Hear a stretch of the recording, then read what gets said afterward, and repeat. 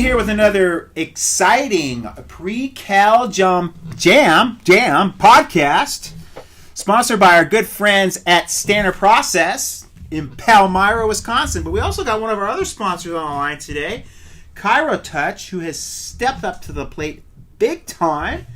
And you guys are actually sponsoring our app, being the, digital technology geeks that you guys are.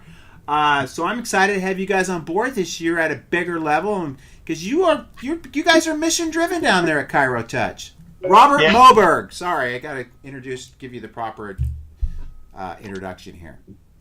Perfect. No, I appreciate that, Billy. Listen, we don't mind being a bigger sponsor because we love what you guys are doing up there. We've just seen your event grow so enormously, and the people are so excited to come out and learn more and see more and experience more, be part of your events.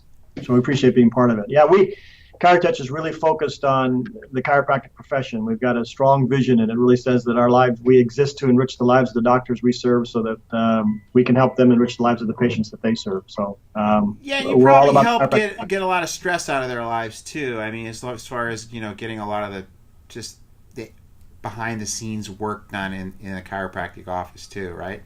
Well, that's the goal. The goal is if we can help to drive out some of those processes and help them to find some time. If we give chiropractors time, they spend more of it with their patients. They give them greater experiences. They go out and they market their practices, and they help grow the profession. So really our goal is to see if we can streamline those processes so the doctors can find that very valuable time. Now, ChiroTouch has been around for like 15 years or so, right? 2001. Yep. And how long have you been with them?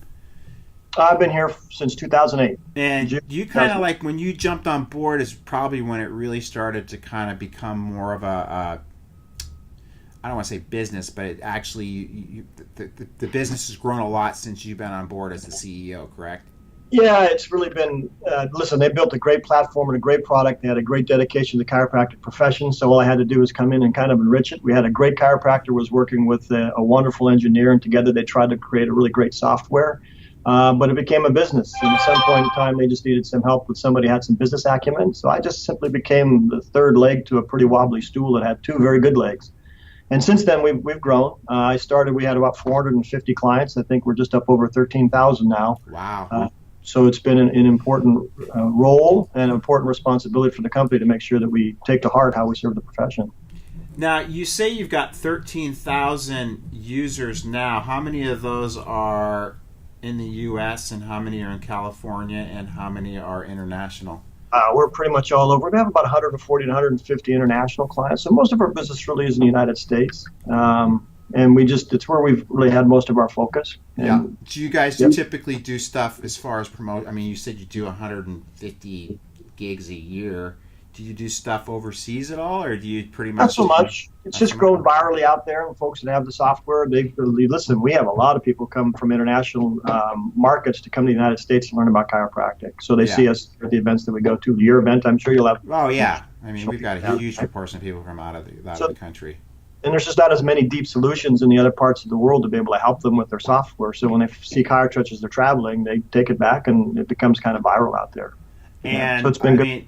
As far as, do they have the same maybe needs that we would have here in the United States? I don't know. I mean, it seems like they would be more, I don't know, is there more cash practices, or, I mean, I was going to say. Yeah, less insurance. A lot of the constraints that, we have here, they don't have there. So we can give them a little bit of a different kind of a version of the software. But more just on a practice management, like, just keeping track of people and missed appointments and all the things.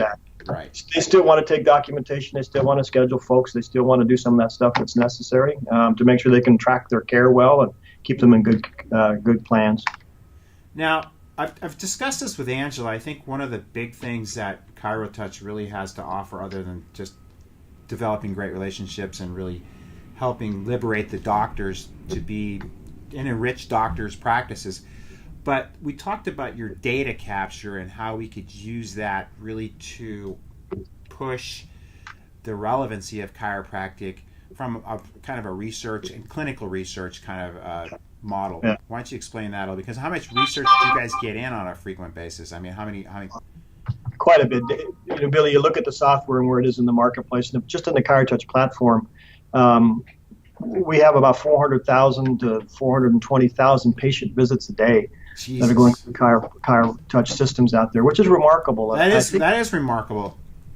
well, it's important to also message back to the profession how every visit that they capture, every piece of data that they're putting into a system that gives us the opportunity to begin to bring life to that and to mobilize it back to the profession is going to be powerful. It's been tough for us to go back and put together this kind of clinical information about the amazing outcomes that chiropractic is achieving at an exceptionally lower cost.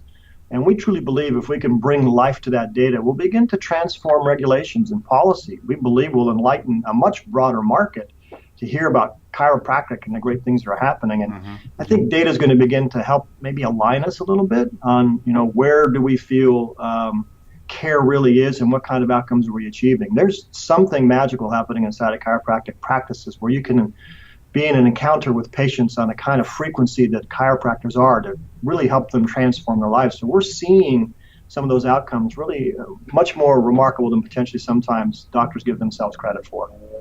Yeah, I mean, I've been doing this for 31 years, as you probably know, and I mean, you don't have to convince me on this. And a big portion of my practice is pediatrics. I don't know, does the software really measure or determine pediatric progress? I know obviously it's really good for measuring pain and where people have subjective complaints.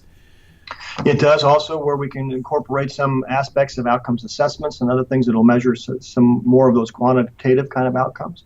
Whatever are more empirical kind of measurements chiropractic will incorporate into their practice, it'll help. Pain obviously is one. When somebody checks themselves in and they're at a 7 scale and they drop to a 5 and drop to a 3, and we can see that cataloged over a course of 6 to 12 visits, it's critical to capture those kinds of instances. Right. And other assessments, anything that we can put and make part of our system to encourage doctors to help and participate with, will bring life to it. A lot of that, some of that's also happening around these certified softwares you've heard a lot about in the last few years, and meaningful use in those programs that put a lot of that kind of cataloging data in there so that data can be used to make future decisions. And it's not really an area that we as a profession have been able to sit at that table with a lot of that data. A lot of that data has been available in other professions and other verticals have been making those decisions for years. This is our opportunity to begin bringing some of that forward and having a much bigger seat at that table instead of speaking with so much of a whisper and having a bit more of a megaphone to talk about, hey, here's what's going on in chiropractic and here's why chiropractic needs to be considered. Right. And I've also always it's been one of my desires, and tell me if this is something that we could probably extract from the data, the relevant or just the level of health of the chiropractic patient versus a non-chiropractic patient. And then is there any way we could measure, especially on intake, vaccination versus the vaccinated versus the unvaccinated kind of stuff? I mean, these are just, I'm just brainstorming with you right now and just kind of thinking out of the box. Is that something that we're capable with the software? Absolutely. We can capture, that's what I think that's one of the things we really want to message for folks that are thinking about getting into any kind of electronic health records. If you can begin to put your practice on that kind of an environment where we can begin to take that data. We may not be able to bring full life to that data immediately, but if those things that you're talking about, as long as it's going into a system that's capturing it, it's going to give us the opportunity to bring that data back out and do the reporting on it.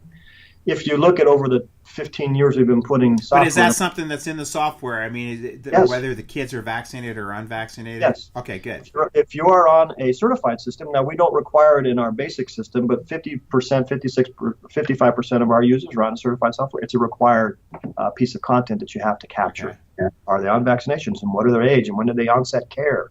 So you can kind of begin to look at them over the course of their life.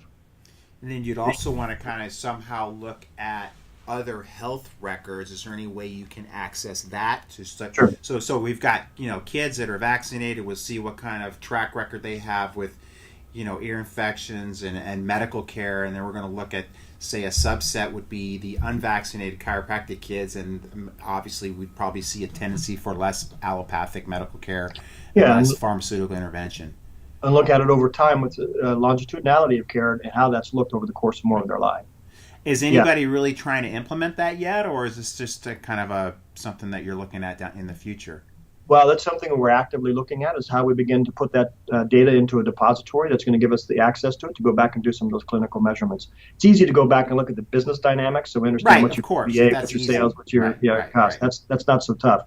It's this other clinical information that is much more relevant. And then it's also encouraging the profession to begin to capture some of that clinical information on a more uniform basis. So that's why we really believe in EHR, so that tends to be on paper, it gets disjointed. If it goes into a system, it captures it the same way so we can report on it. But most of those things are the things we're beginning to bring life to now. And we're actively working on those registries, the places to put the data, and how to bring that data out of our system with different kinds of entities, whether it be colleges or whether it be independent entities outside of the chiropractic profession. We just think it's going to be critical. So what is it that you guys like about Cal Jam so much? I mean, obviously you've stepped up to the plate big time this year. I mean, tell me why it's an attractive event for you guys. Energy. New people thinking of new things, ideas that haven't contained themselves in a box. Right. Looking for new ways to be able to deliver care and think about the kind of care that they're providing and different ways to conceive of their practice. I just think that it's we see that at Cal Jam. Right. Potentially unlike we see at some of the other events, and we attend them all. Yeah, and the thing is, there's no way you're going to get anywhere near the amount of energy. I don't care. I mean, I go to events all the time too, so I'm not saying this just to be, tooting my own horn, but the energy at Cal Jam there's nothing like it. So, are you in a band yourself? You kind of look like a rocker to me a bit. Oh yeah, here in my vested sweater and my button-down shirt. Dude, I wear a tie every day in the office, so you can point the same finger at me. I just do when I do the podcast. I like to dress comfortably, and people recognize me as who I am, and I don't really care if people don't like the fact that I got my beanie on today because I'm cold. Okay, so that's where it goes. So do you play music? Because you were talking a little earlier about some battle of the bands kind of thing. I don't know. Yeah, I know. I probably should have spoken up, and I put myself in a bit of a pickle here. Now, our company certainly does. We have some wonderful musicians, and they play once or twice a month, 3 times a month. They come out here and they play blues, they play jazz. I do play the keyboards. I've been playing since I was 5, but I don't get to play with them as much as I used to. So I think the battle of the bands was probably going to be more my team than it is going to be me. But I had a chance to sit up there. But we certainly appreciate that energy that you bring through music to your events. Yeah, and I mean, music. Legendary. So my team was excited when they said, "Hey, you guys are going to do Cal Jam. We'd love to." Yeah, and you obviously know where the name, because you're like a year older than me. I mean, you remember the old California Jam, don't you? Oh yeah. Yeah. Well, sometimes you bring it up to people and they've never even heard what California Jam was, and I go, no, it was this. That's what gave me the vision to actually start this thing. And I'm surprised the DBA wasn't taken. I tell you that whole story, and then I had some attorney call me, and he wanted to know, why I was using the name California Jam. I go, well, it was open. Nobody had taken it. And he goes, well, my dad started California Jam. I can't remember the guy's name. And he was trying to squeeze some money out of me. And I go, but we got a DBA. I mean, we did everything right, And it's like, if you want to talk to my attorney, and then I never heard from him again. But it's just funny. But it's funny because that was a huge event when you and I were kids. And it was one of the first events I went to. And it was like, I used to be a huge Black Sabbath fan. I was into Deep Purple, Emerson, Lake and Palmer. Oh, look at those are all Emerson, Lake and Palmer. Yes, all those groups. Wow. Right, and like so, the same music. And then I was thinking, look, you got 250 people out in the middle of the friggin' desert listening to music and thinking, now what if we did the same thing, but then we plugged in some kind of like big, like powerful speakers to address things like this whole vaccine agenda. And then, my whole objective is to get chiropractic on the map. It's not a treatment of back pain. Really, get chiropractic on the map is something that everybody should utilize if they want to express a higher potential of their health, which to me is what chiropractic is. Like I said that the other day. Somebody goes, well, what's your definition of real chiropractic? And I said, chiropractic is real chiropractic. And to me, it's like, if you want to know what I talk about, come to Cal Jam. We'll see because we're pushing chiropractic in my opinion in the direction that it needs to go, and I'm really thankful I got people like you said earlier. It's like people think there's a lot of money in these seminars. There's not. It's in fact it's if it wasn't for companies like ChiroTouch and Standard Process, there would be no Cal Jam. Well, you put enough energy in the room, you get folks into your events, and that's what's important to us because we feed off the information of doctors are saying, hey, we've been thinking about, and is there another way? And that just it inspires us to continue to put pressure on our software. So it's a great event. We really appreciate letting us be there and supporting you any way we can. Yeah, and you guys have always been there. It's just this year Angela, and I also spoke with Scott. Right. You guys were really interested in, like you said, what was the 4 Ps that you had? Listen, we look at the profession, Right. we look at the practice, the provider, and the patient. We have to think about how our software impacts them all and how we can help that entire group grow. So, Right. But you also had the philanthropic too, as well. I mean, you guys yeah, we want to think give it's back. critical for us Right. to give back. And, Billy, at the end of the day, that's probably what the data is going to be, is how can we bring this data forward and give it back to the profession? The doctors have been relying on us to use that data, and they've been supporting ChiroTouch more than they have any other software platform. So we have to be responsible with it. It's the thing that we can potentially give back to the profession that's going to be most meaningful. Software is important, but this data is going to be critically important, something we really feel belongs to the profession. So if we can leverage it, bring it up, and bring life to it, that's what we really want to do. Now, in your opinion, what differentiates you from, say, other chiropractic softwares? Why would somebody say you ChiroTouch over maybe one of your, I don't know if you want to call them competitors, but somebody else is in the same field?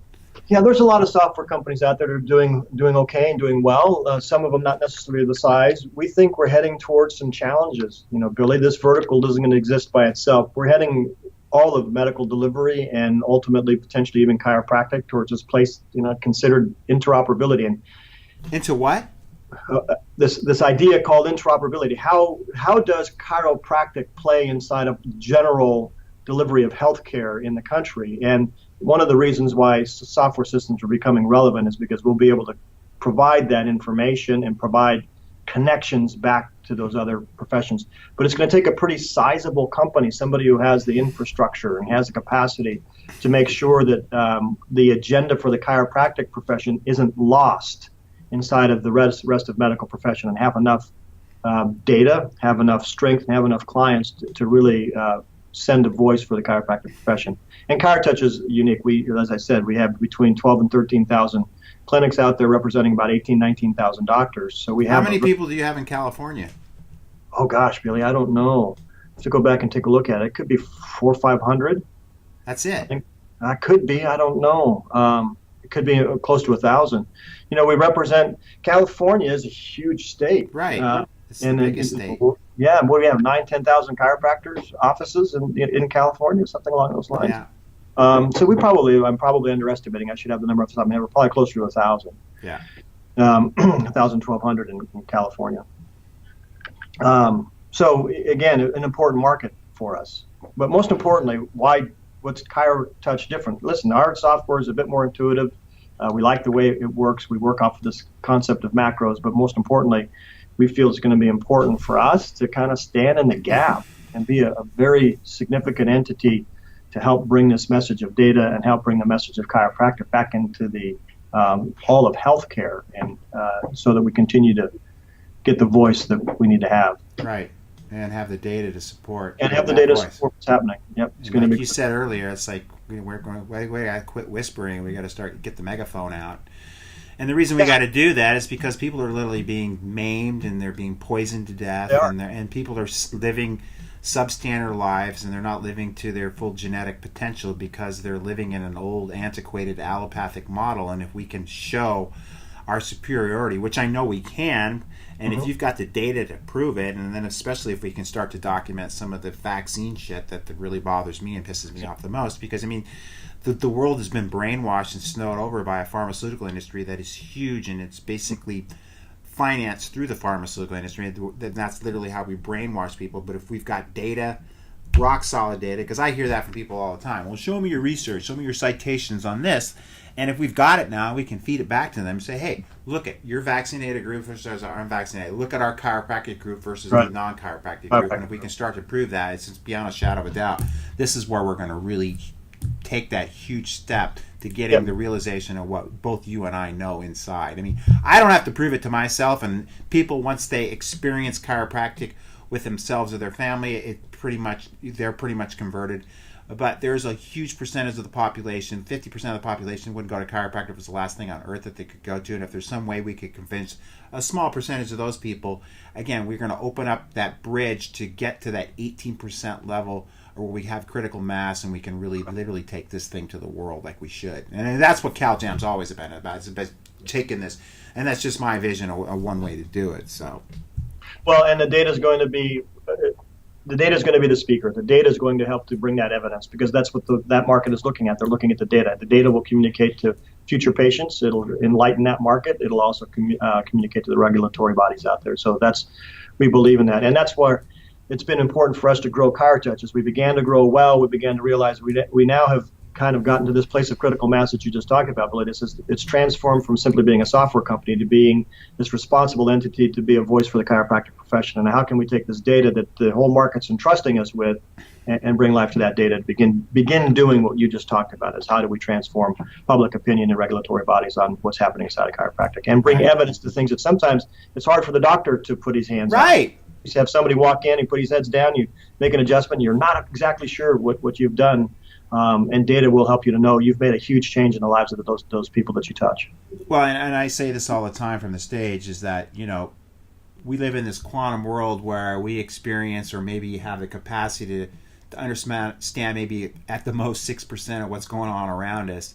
Yeah. And then you're trying to measure something as dynamic and is so specific as healing. It's really hard for us to drive any really, in my opinion, how do you measure something that's immeasurable? But one of the things that we can measure is clinical outcomes. And to me, that's where I think we're going to win this game. I mean, I just, personally, it's hard for me to try to rationalize doing research on things like back pain, because that's not what chiropractic is about to me. But again, if that's going to help support our mission to get it where it needs to go. But Billy, the episode might be back pain, but the care is something much greater than that. Right, so it depends upon what they came in. So the episodic condition may be, I'm ailing with this, but my life became transformed because of that. And I think those are the stories we want to capture clinically, that we've all captured subjectively. The consumer satisfaction for the product chiropractic is exceptionally high. I know that. We just need to get the clinical evidence to support it. Right. And it's so funny you say that too, because a majority of my people come to me. They come to me with, they don't come into me because they want to live a higher expression of themselves. They come to me because they've got a problem, man, and they come to me with back pain, neck pain, all the stuff that most people perceive or what chiropractic's about. Again, I think we need to work on addressing how we communicate better to the public on how we can entertain, not only your back pain, but like if you've got, sleeping issues, or you've got anxiety, or your kid's got ADHD. And again, I don't want to walk that line there too, or that we treat or any acuity of those conditions. I really want people to understand what we do and what we don't do. But the reality is, every person on this planet needs chiropractic care, whether they believe it or not. It's just the way it is. Let me ask you this question, unless you have any points you want to mention on that. No, I just think that we can't underestimate what the ability for accountable care or accountability care is. So a chiropractor becomes that kind of a partner, and daily, if not weekly, if not monthly, sees a patient. I'll be surprised what a chiropractor can't help that patient to overcome. And you've mentioned so many of them in our lifestyle, from stress and back pain and neck pain and not sleeping, that really just putting yourself under chiropractic care. Infertility, it's just like, it's like, I never have any doubt anymore. I mean, as long as a person follows through with what we ask them to do, we're going to get results, the majority, because you're wired innately to express health, and sickness is something that's not normal. It's common, but it's not normal. And if we can just tweak a few things neurologically, and I'm kind of a mixer, that. I'm into like teaching people that maybe you should stop eating garbage and trash, and maybe you shouldn't sit at your computer 10 hours a day and then go home and sit on the couch. Yeah. I mean, those are pretty heavy concepts for some chiropractors to grasp onto. That's heavy duty mixing, and then maybe sleep a little bit, and maybe be happy and grateful and give thanks to God, whoever you want to give it to. I don't want to get all spiritual on people right now and freak out about that stuff too. But being healthy is really quite simple. I mean, we've really kind of clouded it with kind of the whole allopathic model, and that's what I'm so excited about you guys, because you're going to really here to help support. Not only making chiropractors' lives easier and more, just making the whole, interaction between insurance and all that stuff that I freaking hate, making that easy for us, and documentation, making that easy for us.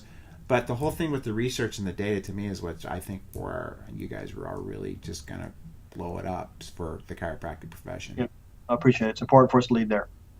Yep. Okay, last question here for you, because I know you got to go and I got to go. I got to go get wet. I'm going to go surfing. Oh, you're going to go surfing? Well, already. I don't know if there's Well, any here's waves. cloudy. It's what? It's cloudy up there, right? But you don't care. I Cloudy don't or not care. cloudy.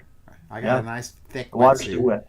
So you're kind of from the same genre as me. You're born a year before me, 1957. What year? Yeah. I'm the year of the dog. What year are you guys? I'm the rooster. You're the rooster. They also that call good? that something else, but I don't know if we can say that on the show. It starts with a C, right? Yeah, I didn't. Yeah, you're probably right. All right. We won't say that. I'm the year of the dog, which is appropriately because dogs are very loyal people. But how did you to me? Like I was telling you earlier, I'm like a paper and pencil guy. I remember having a slide rule and a compass and. Remember those days? Yeah, a calculator. A calculator was like a big jump for us. Remember, I had a Texas Instruments calculator, and it was like a gift from God. You could do all these things that I used to do with a paper and pencil.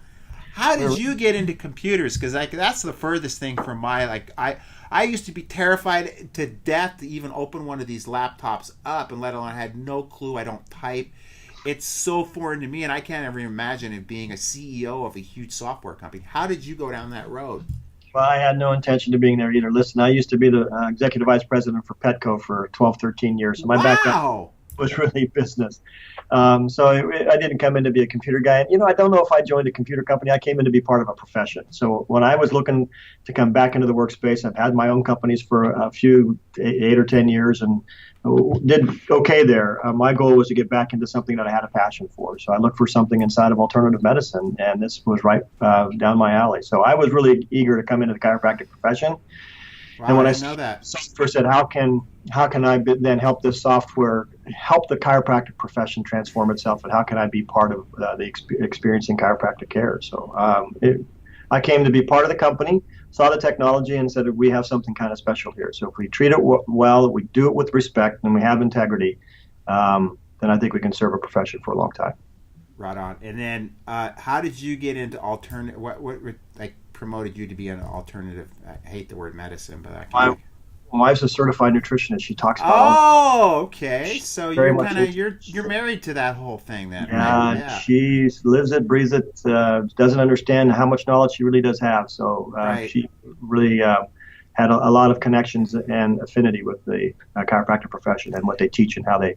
I don't know if you knew this. I was a chemistry major in the 70s for all the wrong reasons, but I also was really, really into nutrition as well, and it was really big. I was big into juicing, and you look great too. I wish I had the head of hair you had. I wouldn't have to wear the stupid beanie.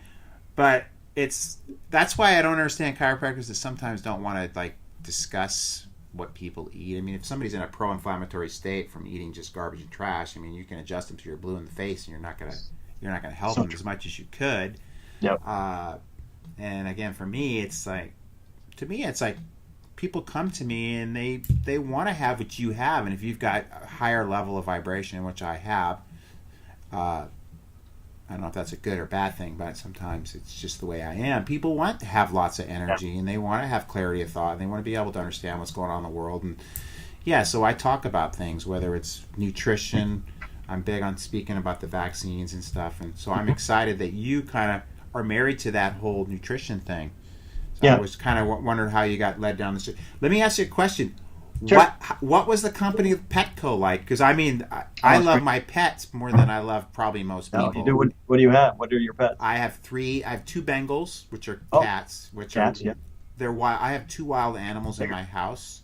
Yeah. That was Jane's idea. It wasn't my idea. So it's just No, it was. She was. She wanted to have exotic cats, and I'm thinking I just used to have, as a kid growing up, we just have whatever. It was just we called them alley cats, or Well, if you have 3 wild cats in your home, then you have 4 wild animals, because I'm sure that you add some of that to that. I think they have a little bit of my spirit in them. Yeah. Yeah. But one of the cats lives outside. He is over. Oh, you're kidding. No, he doesn't want to live in the house because the 2 wild cats are in the house, and they kind of gang up on him. Yeah. There's definitely a hierarchy of.